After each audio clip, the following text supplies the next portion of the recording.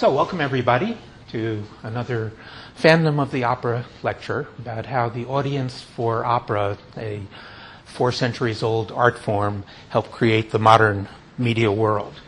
Now, why was opera concerned about media? Well, because opera is expensive. There's a quote supposedly attributed to Moliere, of all the noises known to man, opera is the most expensive. In 17th century Venice, when the first opera house opened, it cost about 300 ducats to produce a play, and it cost about 3,000 ducats to produce an opera. So how did you deal with that? Well, the first opera house got invented in 1637. One significant thing, it sold tickets. Now, there were tickets sold for plays before, but there had not been tickets sold for opera before. Another significant thing was they introduced the concept of the box so that they could sell or rent boxes to rich people and get an awful lot of the money from that. They also put the orchestra in front. That has nothing to do with the story. They came up with a large auditorium, however, to be able to amortize the cost over a larger audience, and they became a large institution with a big budget and with stars. So let's look a little bit more about that large auditorium. If you're very far away from your audience, then you have to do really over-the-top gestures. The first Italian word for opera was melodrama, M-E-L-O-D-R-A-M-M-A. Mello from the same root as melody, music, and drama for theater. So melodrama, the Italian word, became melodrama over the top that we use today. They also had to put in a chandelier. Now, that's because the room was too big to be lit only from side sconces. But there's a problem with that. Candles prior to the middle of the 19th century did not have wicks that burned. So the wicks kept getting longer and longer and longer, and the flame got longer and longer, and there was danger of a tremendous fire. If you had things in sconces on the side, you could have a person going around with these things called snuffers to trim the wicks, and they would fall into these little boxes here, and you could dump them out later. And part of the duties of the singers on stage were to go to the candles on stage and trim the wicks on those. But how do you trim the wicks on the chandelier that's over the people in the middle of the orchestra? You can't come in with ladders and stuff. So they opened up the ceiling and pulled the chandelier up. So at the Metropolitan Opera, when the chandeliers go up, or even the old Amato Opera when the chandeliers went up, that's an echo of 17th century Venice when the chandelier went up. As a side effect of the chandelier going up, it darkened the auditorium. So there are people who think that Wagner was the first person to darken the auditorium. Not true. And then you have this big house, and you've got boxes and things. Are people going to be able to hear? Well, why don't we put in acoustic ducts to make sure? We'll duct the sound from the stage to the boxes. But if you're going to do that, why limit it to the opera house? And so one of the earliest forms of media for getting things outside the opera house, this is a book called Phonurgia Nova, published by Athanasius Kircher in 1673. And here he has a duct for getting the sound out of the opera house. So the first plazacast, 1673. The first medium for opera really was books. So some people say the first opera was Daphne in 1598, or as it was known where it was, 1597. This libretto is actually available at the New York Public Library, at the Library of the Performing Arts, and you can get it and you can touch it in your hands, this thing from 1598. It's magnificent. Notice there's no print through or anything. It's really good because it was given out as a party favor by the guy who put on the opera. He was rich. His guests were rich, so they expected nothing but the finest. Well, in 1600, he says, hey, this is a good thing. Maybe I should sell them. So he goes for cheaper printing, and you see the print through and everything like that. By the time we get up to Handel in Rinaldo was the first opera performed in Italian in an English opera house. So he didn't really expect everyone to speak Italian, so he came up with the idea of having a libretto that has the Italian on one side, the English translation on the other side. So great, he can sell this to everyone because they don't speak Italian, but how are you going to read it? Remember, the chandelier goes up, it's really dark in the opera house, so he sold candles. So Handel's candles. He made lots of money off the libretti and the candles. A little bit more about lighting in opera houses. It was flame-based to the end of the 19th century, whether it was candles or oil lamps or gas in the 19th century. All flame-based lighting consumes oxygen. It generates carbon dioxide so much that you can have difficulty breathing. It generates heats. It actually causes cold drafts, however, because it has to suck in the air from someplace. So if it's cold outside, the cold air comes in. It sets things on fire. Matisse was at Paris Opera House a night that it burned down. He tried to claw his way out. He found 30 bodies stacked against doors that opened inwards, but the fire department got there just in time and smashed it open, got him out. This is from a book called Ventilating and Heating by John Shaw Billings. And just to show you, this is in industrial Manchester. So it's in the winter. Outside, the temperature was 36 degrees Fahrenheit. Inside, it was 121. Carbon dioxide in this industrial coal-burning city, outside 530 parts per million, inside 1,690 parts per million. And everything else, bacteria, mold, it's all pretty bad. So, opera houses did lots of innovation. One of the things they did, the first fire codes were for opera houses. The first fire extinguishers were used in opera houses. The Vienna Opera had one of the first fire departments, a 21-man fire watch. That was there to try to prevent this from happening. So how do we get to no opera, no x-rays, says Percy Brown, the president of the American Röntgen Ray Society. Well, in 1881, the first opera house put in incandescent lighting. That was the Savoy in London, and it was followed soon by Boston, Brno, and Paris. That's electric lighting going in Paris. But Edison did not create the first power plant until 1882. So the opera houses had incandescent lighting before there was any place to get the power for it. So what did the opera houses do? They put in their own generators. In fact, the first land-based diesel generator was at the Rio Opera House. Well, 1895, Wilhelm Röntgen writes up his discovery of X-rays. And almost immediately thereafter, Ernest Codman is qualified in a Boston court as an expert in X-rays. And he was the first skiographer. A skiographer was a shadow printer, or what they called radiologists in those days, at Boston Children's Hospital. Well, Boston Children's Hospital had the first radiology department of any children's hospital, but there was no power company in Boston at the time. So where are they going to get power? Well, the local opera house has its own generators. So they ran a line from the hospital to the opera house to get electricity.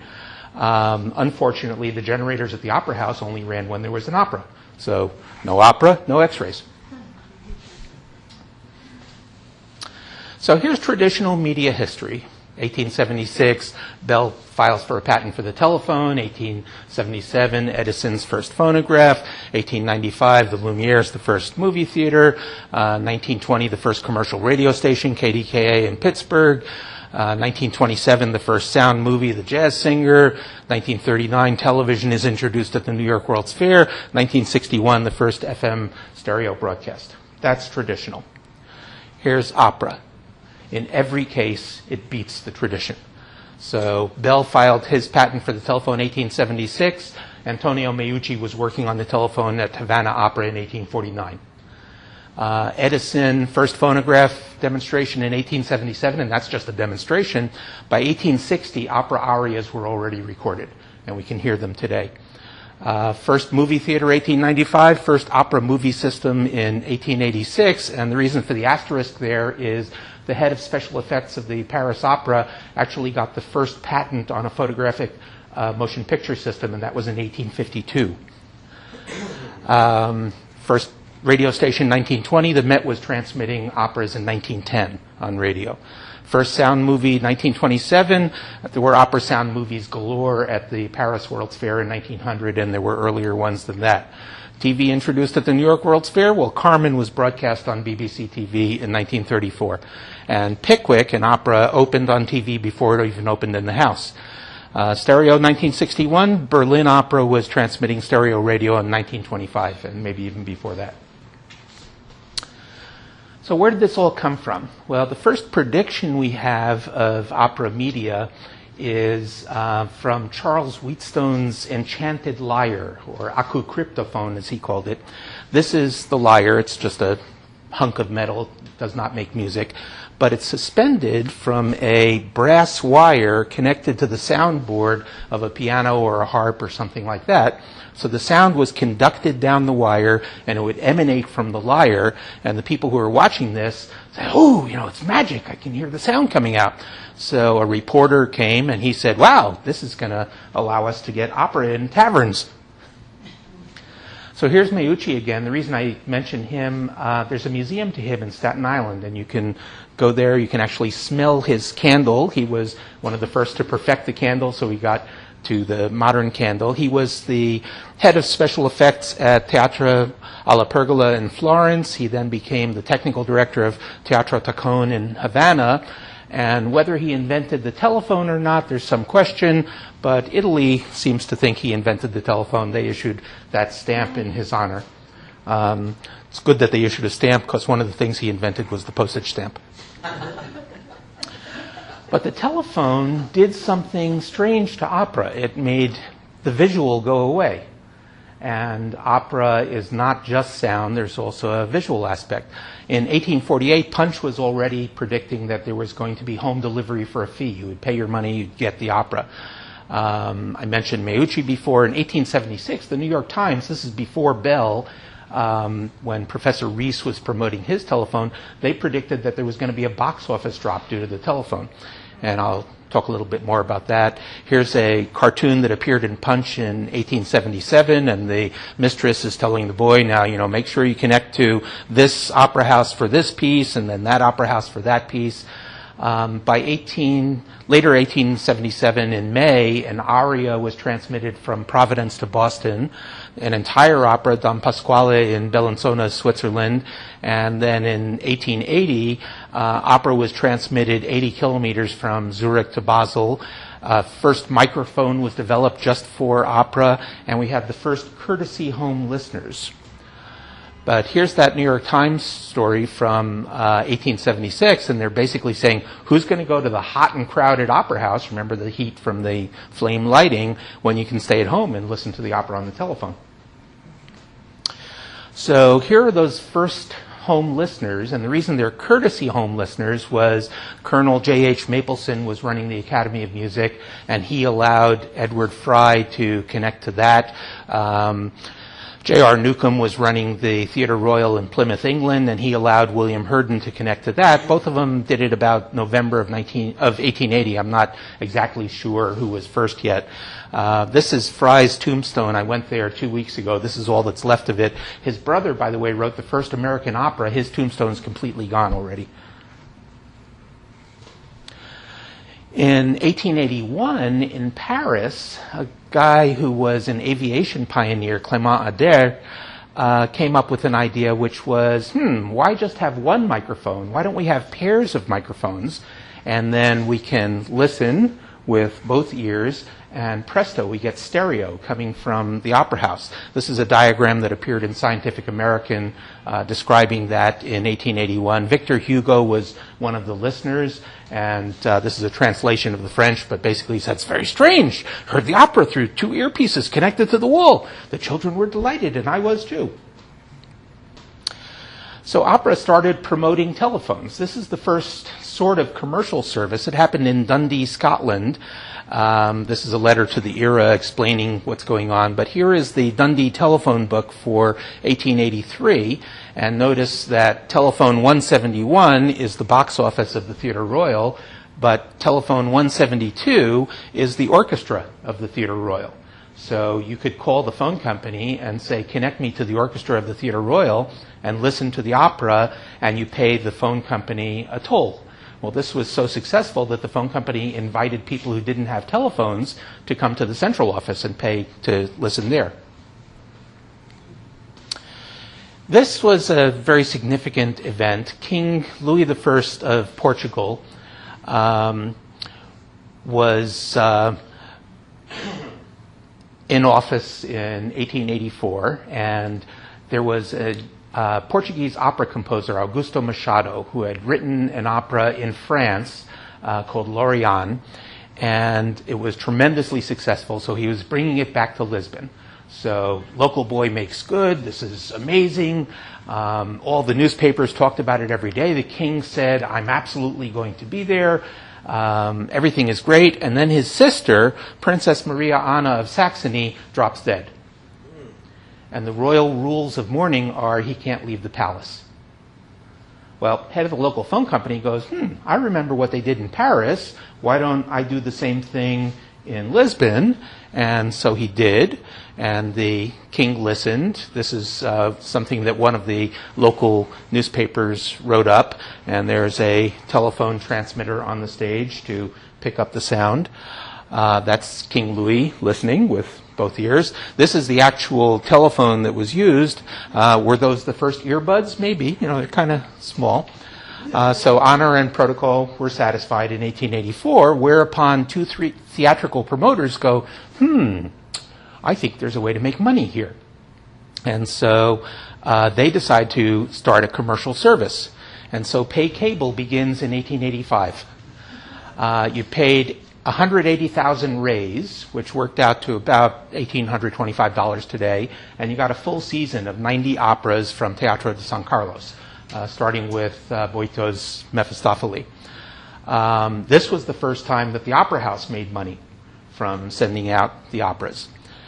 Well, the same year in Madrid, they go, this is great, we have to do this too. But there's only 80 people in the entire city of Madrid who have telephones. So they go, okay, we're going to build halls that people can go into to listen to this on the telephone. By the way, this is from that drawing I showed you before. It looks kind of like an HDTV, but that's actually the telephone transmitter. So P.T. Barnum, who was an opera promoter, he was promoting Jenny Lind at Castle Garden. He decides he's going to bring the Paris Opera completely across the Atlantic by telephone for people to listen to, and he's going to charge $5 an act, which is about $120 in today's money. So this would be $480 for a 4-act opera. And you're listening over a telephone line in 19th century technology from Paris. So the electrician and electrical engineer in August 1887 scoffs at this, but there's lots of ways they could have scoffed. They could have said it's ridiculously expensive. They could have said it can't possibly sound good.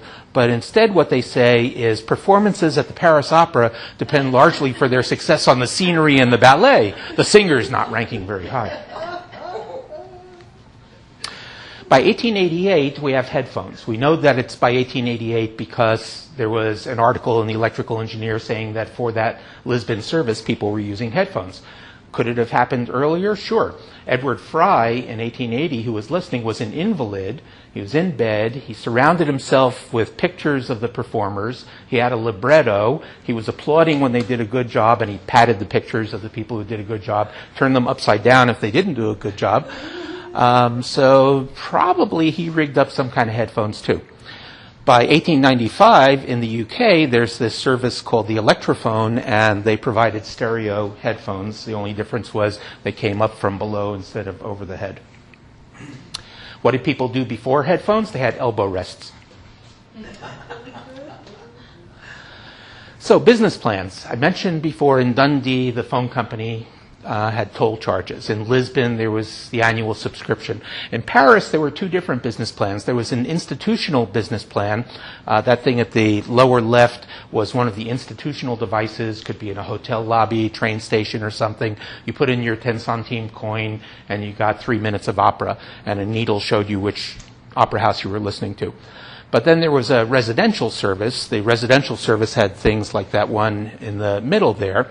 And for the residential service, you paid an annual fee for the lines, and then you paid per event. Marcel Proust was one of the subscribers. Charles Gounod was another subscriber. Well, in Budapest, they decided to put in another system. This is a picture from the Budapest system, and you can see the guy is wearing headphones. So those were already in use in Budapest in 1893. And they decided they were going to do a monthly subscription. And they sold a few thousand subscriptions, and it was okay, but they're going, well, how can we get more people to buy this thing? We've got all the opera lovers already, but the opera doesn't start until 8 p.m. What can we do before that? So they invent the first newscast. They hired 6 people they called stentors, and they would read the news into microphones, and it was like a regular newspaper office, except people were reading. This is the world's first newscast, but what was the purpose of it? People think that it was for the news. Well, here's one of their posters, and basically the Hungarian says, you can get opera, or you can get light opera, or you can get the news. By the way, telegraphic news was delivered to London's Royal Italian Opera House starting in 1853, and I'll talk a little bit more about that telegraphic stuff later. Broadcast rights. Have you ever noticed the similarity between Mr. Moneybags and Giuseppe Verdi? By the way, if Mr. Moneybags was not modeled on Giuseppe Verdi, people say he was modeled on Otto Kahn, who was the head of the board of the Metropolitan Opera. So early composers earned their money by commission because copyright was just not enforced. You couldn't stop anyone from performing. So you got your money up front and that was it. But then the Habsburgs decided to start enforcing copyright. So Verdi was the first opera composer of significance to earn money by copyright. So in the 1840s, before copyright was enforced, he had to write 14 operas to survive. In the 1850s, copyright starts to get enforced. He only writes 7 operas. In the 1860s, he writes 2 operas. And in every decade from the 1870s to the 1890s, he just writes 1 opera per decade. Well, this Theatrophone service had spread all over Europe. There was an Italian version, French, Spanish, Portuguese, and so on. But there wasn't one in Brussels. So a promoter in Brussels says, I know there's a big electrical exhibition. I'm going to do this. He hires a salon. He gets a little opera company. He pays the copyright fee to perform La Donna e Mobile at the Opera House, and then he runs telephone lines over to the electricity exhibition so people can listen to it there. Well, Verdi gets wind of this. He sues, and he wins. Broadcast rights established 1899, before there was any broadcast. So here again is that New York Times story on the telephone, and it's saying, we're definitely going to do this for opera. What is the purpose of the phonograph? Well, you can store a sermon in your basement and pull it out at some point. Even Thomas Edison says the main utility is going to be for letter writing. So why is recording bad for opera? Well, it's not live, and it's too short. There's that 1860 aria that I mentioned that was recorded. The recording system, by the way, was never intended to be played back. So it wasn't until 2009 that we got good enough technology that we could play back that 1860 recording of an aria. Edison cylinder, 1877, perfected in 1888. Just bear that in mind. This, by the way, is what that aria was recorded on.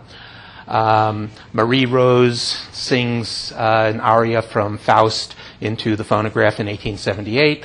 Emil Berliner comes up with the disc gramophone, 1888. The duration, you typically had 2 minutes. It was later extended to 4 minutes. The cylinders had to be recorded individually, and so there was accidental stereo because they would put maybe 15 recorders in front of a singer. The singer would sing, and because there were multiple recorders that were spaced differently, you could get stereo from it. So some people have derived stereo from those early recordings. The oldest surviving opera recordings of either the music or an aria are from 1889. This is one that's in the Danish National Library of Peter Schramm. But there was playback even earlier than the recordings. So here's something that was given as a gift to Marie Antoinette. They're winding it up now. It's an automaton that played 8 tunes from Handel's opera Almira.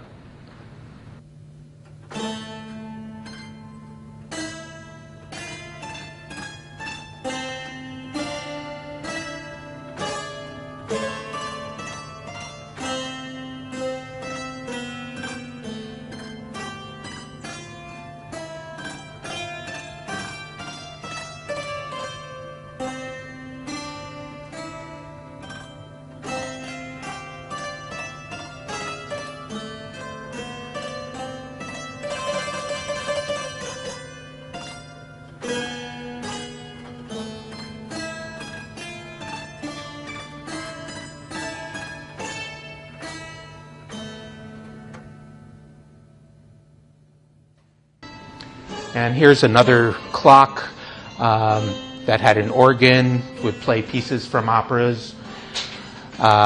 Here's a clock from 1625. We don't know if this one ever played opera, but it could have.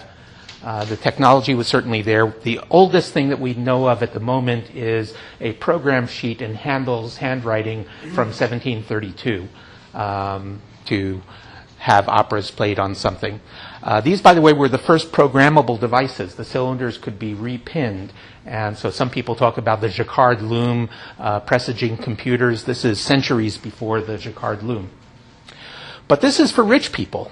Marie Antoinette, by the way, was freaked out because that supposedly is what she looked like, and she didn't like the idea of that, so she gave it to the Academy of Sciences, which is why we have it today. But all of these were very, very expensive devices. Well, what about the common person?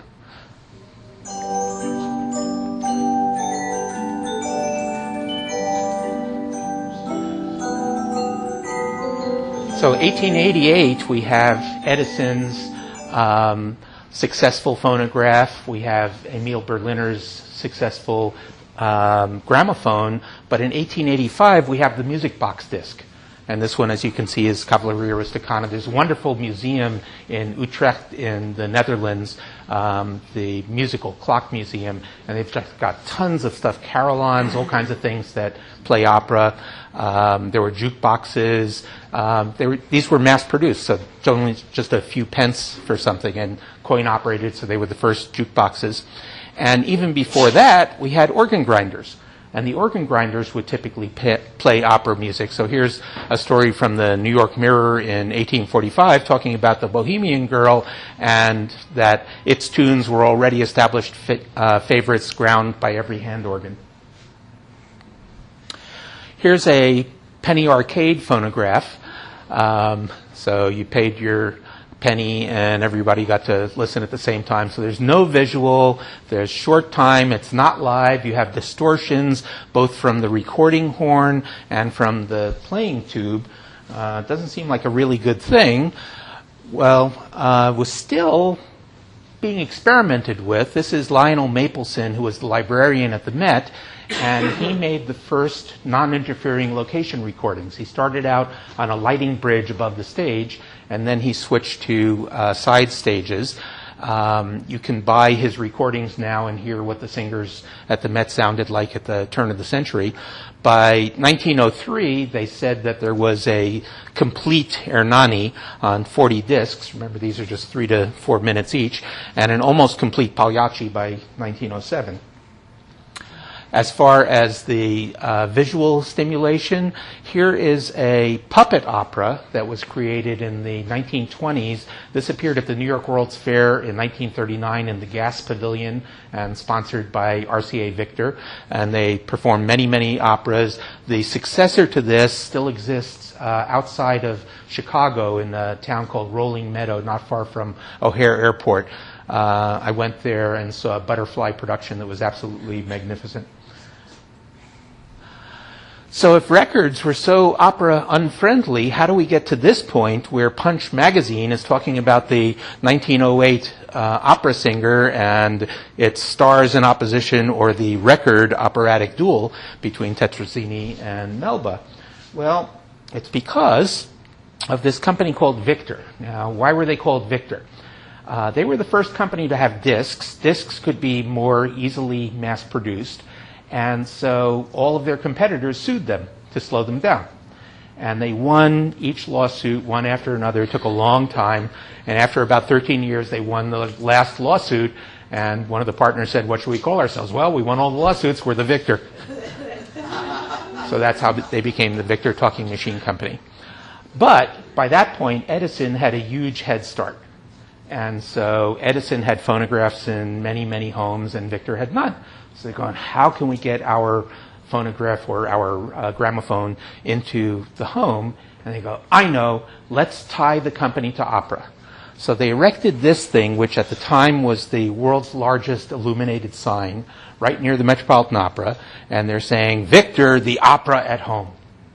And They had catalogs with pictures of opera houses. They came up with the Victor Book of the Opera with stories and so on.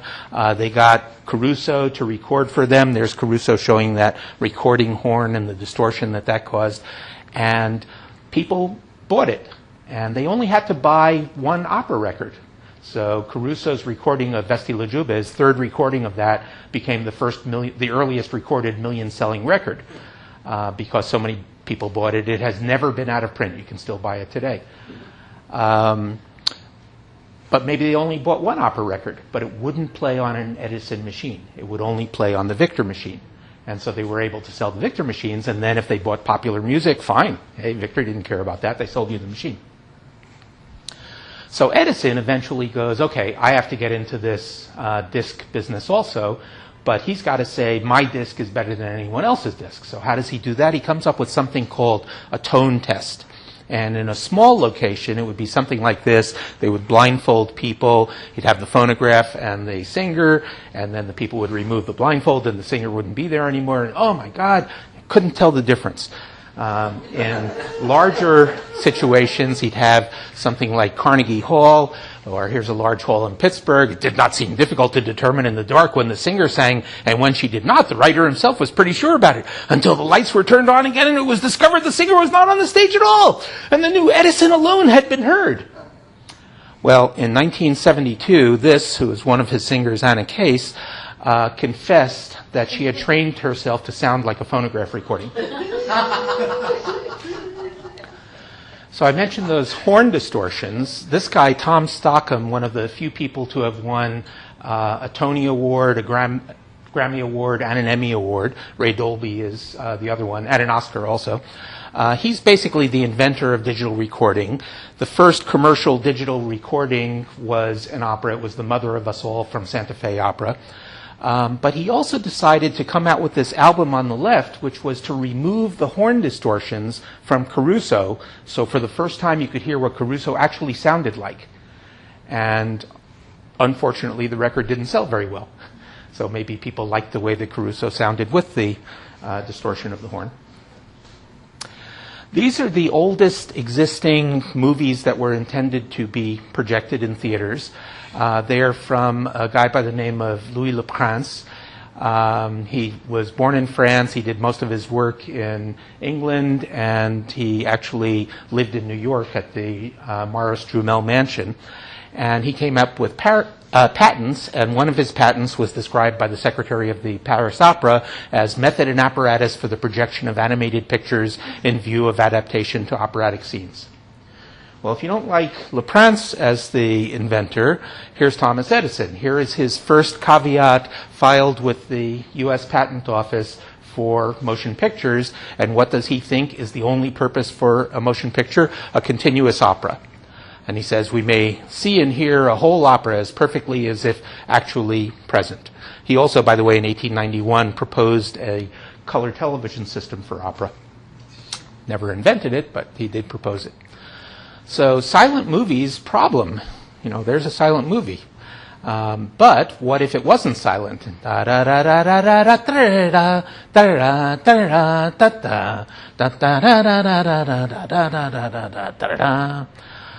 But only individuals saw it, so it wasn't even a group activity. It wasn't live. Initially, no sound, very brief.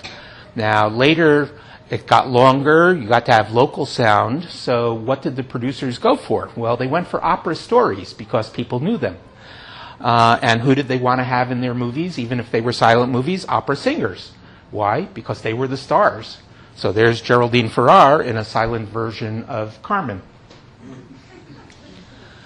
But there was sound for silent movies. So Martha was shot in 1898, and in 1899 it was projected with singers behind the screen so they could lip sync to themselves.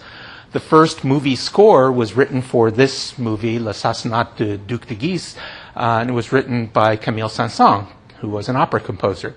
And then we have this very strange thing in 1915, something called Rhapsodia Satanica, called the first film opera. Why is it a film opera? I don't know, but it had a libretto. And the libretto had stills from the film in it. How did they cue the performers behind the screen? One way was with cue lights built into the set. So this rhomboid over here had different lights that would go on telling people when to start singing or playing.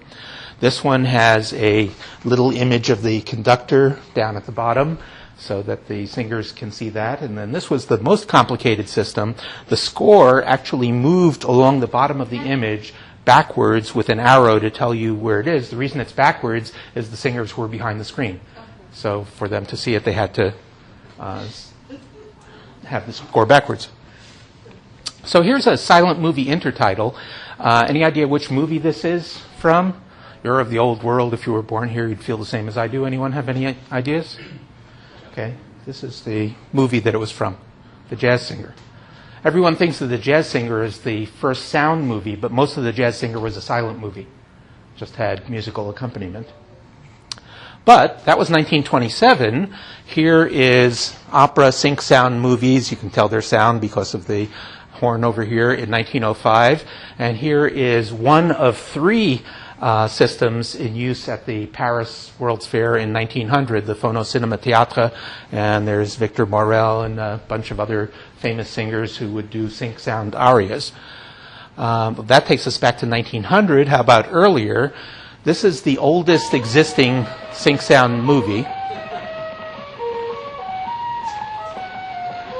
And that's music from an opera called Le Cloche de Corneville, or The Bells of Cornville.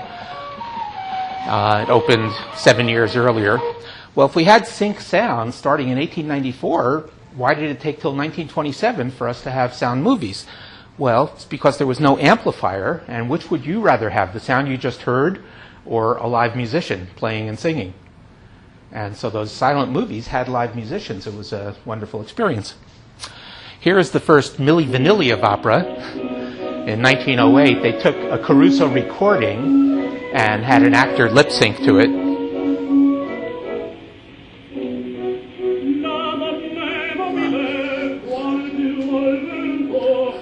And that can go on for a long time, but there's an opera tonight.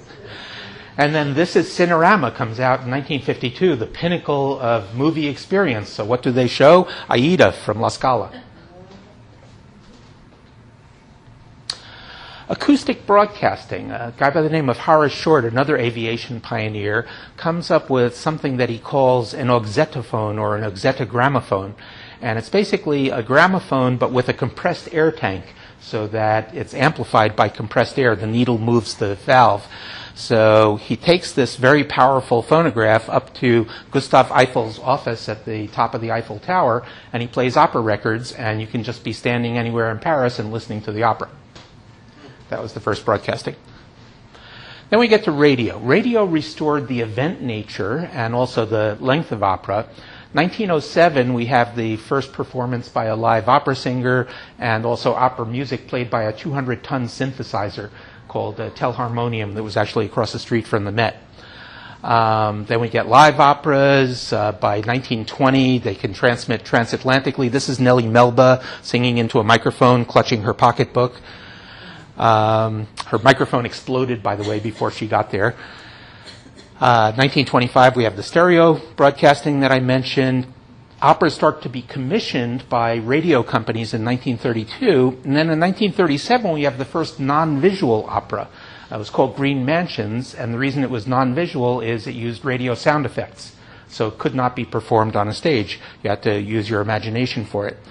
Edited program 1938, FM 1939, and so on. The Metropolitan Opera has the world's first stereo network, live stereo network, 1973, and 2007 Opera Satellite Channel.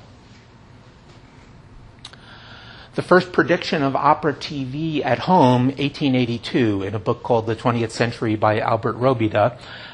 This banker, Mr. Punto, is the hero of the book, and he listened to, or watched opera on the telephonoscope, to which he treated himself daily after dinner.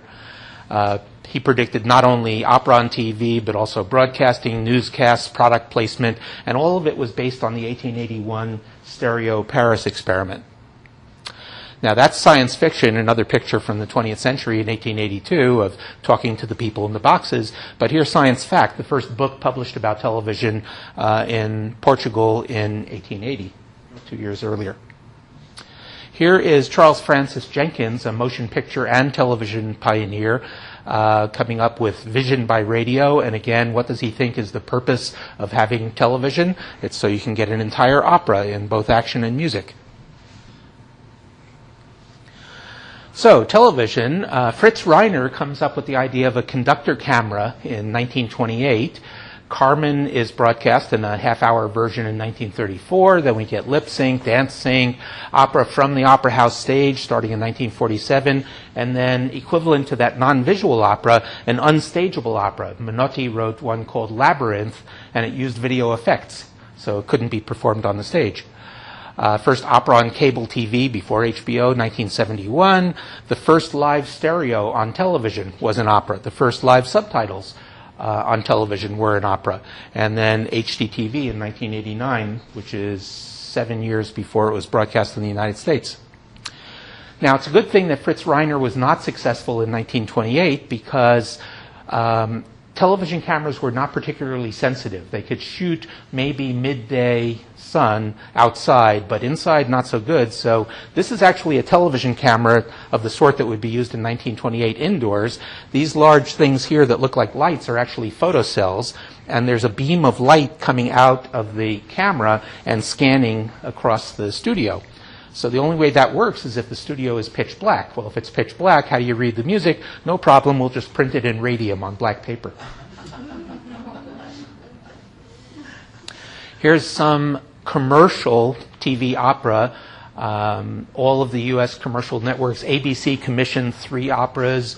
CBS commissioned 14 operas. NBC commissioned 13 operas, including Amal and the Night Visitors, which has been broadcast on television in Nigeria and Thailand, among other places. Among these commissions, all of these various people, Martineau, Stravinsky, Amram, they were all commissioned to do operas for television by U.S. commercial networks. The first color television broadcast seen at home was Carmen from a studio on Broadway in 1953, before the supposed first color broadcast in 1954. And before that, there was a color operetta, St. George and the Dragon, performed by Kukla, Fran, and Ollie. The global audience for opera, here is Tosca and the Settings and Times of Tosca in 1992. They performed Tosca in each location where it takes place and at the times that it takes place. So the performers had to wear little in-ear speakers so they could hear the orchestra. Sent live to 107 countries. Here's a guy on Amazon saying he had to wake up in Australia at 4 a.m. to see the second act. It was so successful that they did a Traviata afterwards to 125 countries. So how about satellites? They've delivered opera geosynchronously since 1976. Geosynchronous satellite is the kind that can use a dish that's tied to a wall because it doesn't have to move. The satellite moves around the Earth at the same speed that the Earth turns around. That geostationary satellite was proposed by science fiction author Arthur C. Clarke in 1945, but its basis is Kepler's third law of planetary motion, which was first published in 1619. So there's Johannes Kepler. He published his first 2 laws of planetary motion by 1609, and then nothing. Nothing came out of him. Well, his mother got accused of witchcraft, and he had to journey to save her. He was not only a mathematician and an astronomer, he was also a lawyer. So he's got a long journey to get to where the trial is. A friend says, here, read this book. He reads the book along the way. Right away, he publishes his third law. What was the book? It was Vincenzo Galilei's book on old and new music, which is considered the first opera book, the book that explains about recitative and so on. And there's Kepler's book on the left, and he credits the opera book with leading to the third law of planetary motion. Is this Angels and Demons? These are 2 scenes from Angels and Demons, or is it opera media? There's Castel San Angelo in Rome, where Act 3 of Tosca took place in the Tosca and the Lifetimes and Settings of Tosca. And here's the Large Hadron Collider in Geneva, which has the highest speed data lines in the world, which were used for the World Opera Project. Now, what is the World Opera Project? The idea is, let's have a soprano in Beijing and a baritone in Sydney and bass in Cape Town and the orchestra in London and the mezzo in Buenos Aires and the tenor in Seattle, and they'll all perform together. There's certain problems with the laws of physics to allow this to happen, but there is nonetheless a group working on it based in Denmark called the World Opera Project, and there are labs all around the world advancing technology for the purpose of opera. How about community television? Well, this is the New York Sun in 1877, and it's talking about basically what the Met does now. It should be possible to represent at one time on 100 stages in various parts of the world the opera sung in any given theater. Here is Hugo Gernsback, his proposal in 1919. You shoot the opera on film, you project it in a movie theater, and then while it's being projected, it gets projected at the same time everywhere. The singers will look at themselves, they'll lip sync to themselves, there'll be a radio receiver in the movie theater, and then you get this semi-live opera. Here is the Met's first live cinema. It's 1952, went to 31 cinemas in 27 cities. It's low definition, it's black and white, the sound is worse than AM radio. Still sold more than 60,000 seats, respectable, at about a $60 top in today's money. And it's rated very highly. Now, why should something like that be rated very highly? Well, it's because of the community perception. There's two factors. One is the group mentality. If no one else is complaining, why should I complain?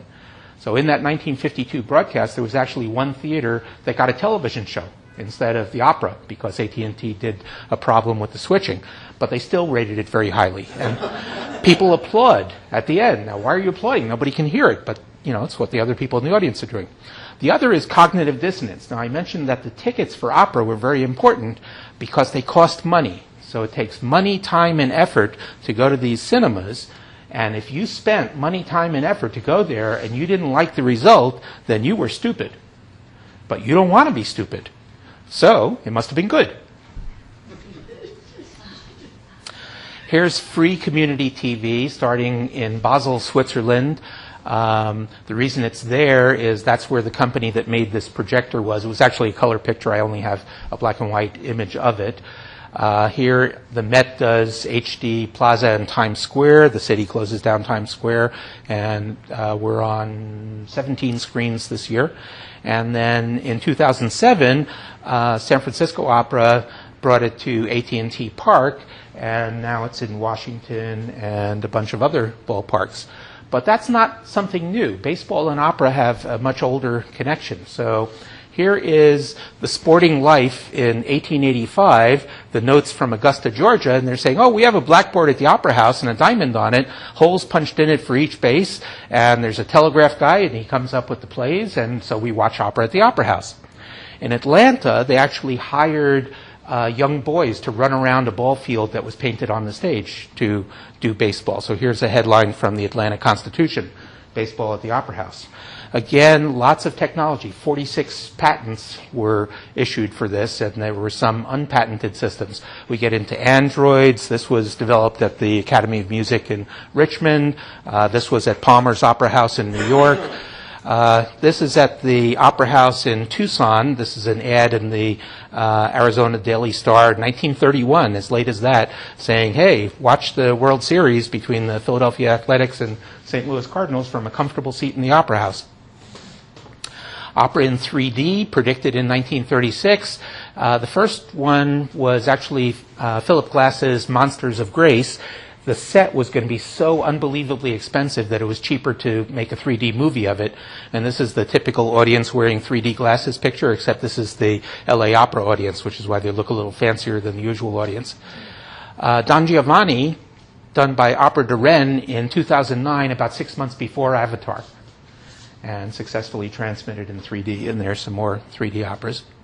Cyberspace opera. Here's the robot from Robot Opera in 1964. There was also Help Help the Globalinks, a Menotti opera in 1968 that had robots in it.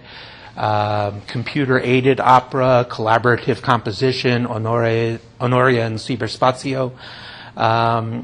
Then we have Death and the Powers, which premiered in 2010. There's going to be a performance of it at Dallas Opera in 2014, which will be the first interactive opera, because people are going to watch on their iPads or whatever, and they will send control messages, and the chandelier at the Winspear Opera House is supposed to react to whatever the people are doing. Here is a cartoon that appeared in Life magazine in 1911. This is the future. This is the first ebook reader over here. The guy has his light brought in by the Metropolitan Sunlight Storage Company. He's got the air brought in by the Ocean and Mountain Breeze Company. He's got sort of GPS thing for keeping track of his son. He can see what's going on there. But what is at the heart of it? It's this stuff over here, the opera delivered at your door. And so if there are any questions, I'll be happy to entertain them. And again, these slides are already posted at bit.ly/2013 Fandom. And I've recorded the lecture, and so this will be posted probably within a couple of weeks on my website.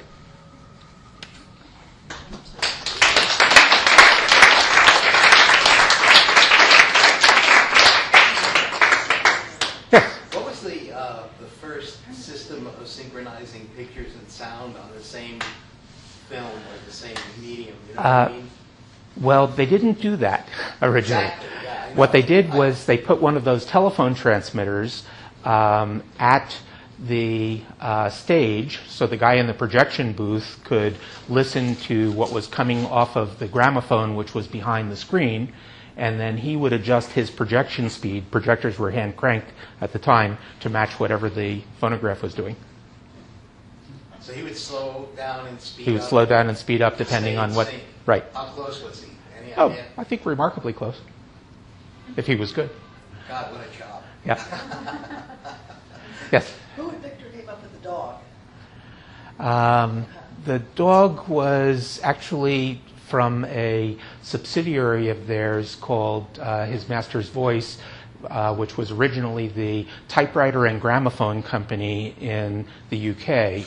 And they bought a picture that was done actually for a different company, but that company wasn't interested in it, and so typewriter and gramophone bought that picture, and then that became Nipper, the symbol of Victor, and then RCA bought Victor, and it became RCA's symbol. Yes? Why do you think opera has been so central to advances in technology? It's that stuff that I showed on the second slide there. You had this large auditorium that you had to create to amortize what was going on. It's this very expensive art, so you're paying the 3,000 ducats to produce the opera versus the 300 for a play. So you got a large audience. You got an awful lot of people working on it. There was an engineer I haven't put in this particular lecture, but sometimes I talk about him, Giacomo Torelli. He was a 17th century opera engineer who came up with ways of doing a complete set change in just a few seconds. And there's one example of that still extant at the Drottningholm Slottstheater outside of Stockholm.